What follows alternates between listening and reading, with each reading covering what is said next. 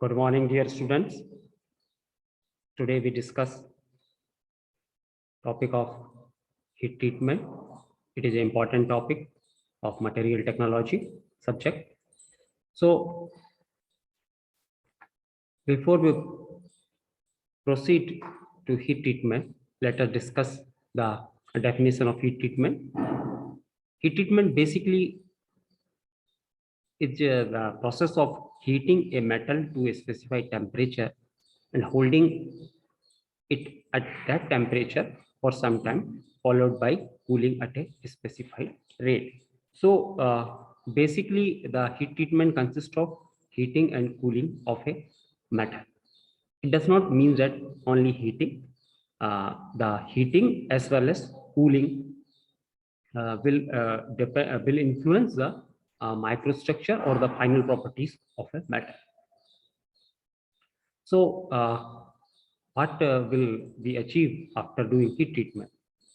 So heat treatment basically change the microstructure, change the phases, and which further changes the properties in the metallic material. So heat treatment is a process of heating, holding, and cooling. So these are the three steps. We discuss further also that these are the three basic steps of heating, holding, and cooling to change the microstructure to achieve the desired properties.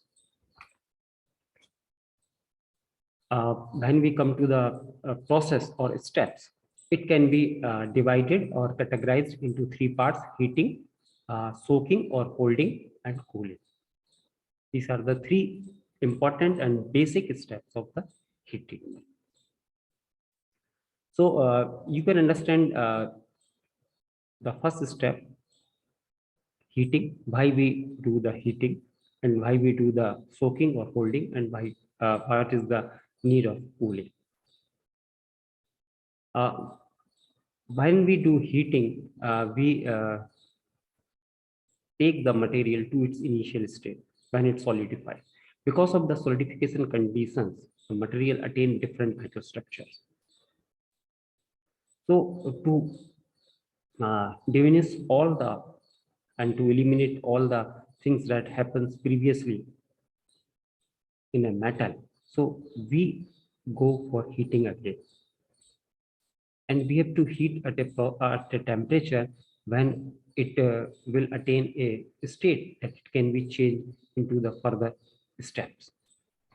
So then the second step is holding or soaking. Holding or soaking is just to uniform the temperature in the whole metallic material. To uniform, we have to uniform the temperature, we have to hold the material for a definite period of time.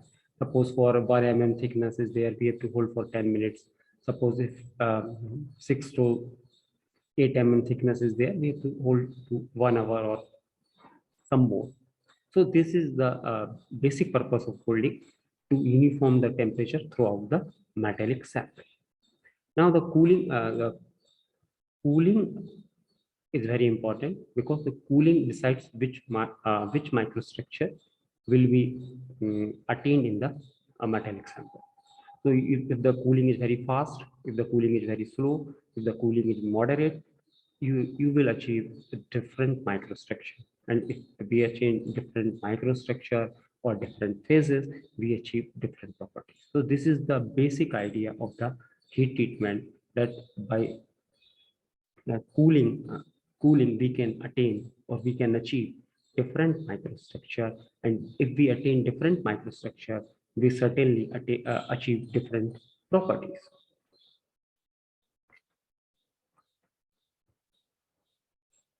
So these are the details, but the heating, just I discussed earlier, that heating to a temperature, a desired temperature, soaking for a definite period of time, and cooling, a rate of cooling at which it cool.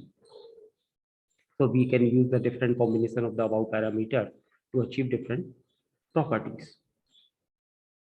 And by changing these heating and cooling parameters, we can give rise to different types of heat treatment just to change the heating and just change the cooling.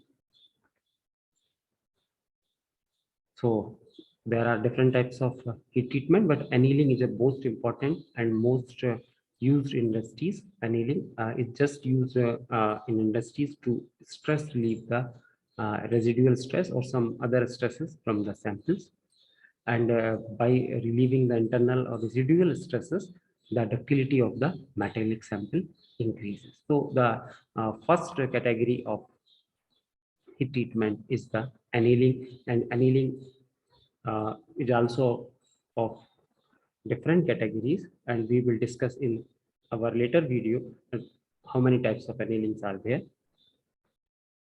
So these are the some basic types of heat treatment: annealing, normalizing, hardening, tempering, and precipitation hardening. In annealing, we relieve the stress.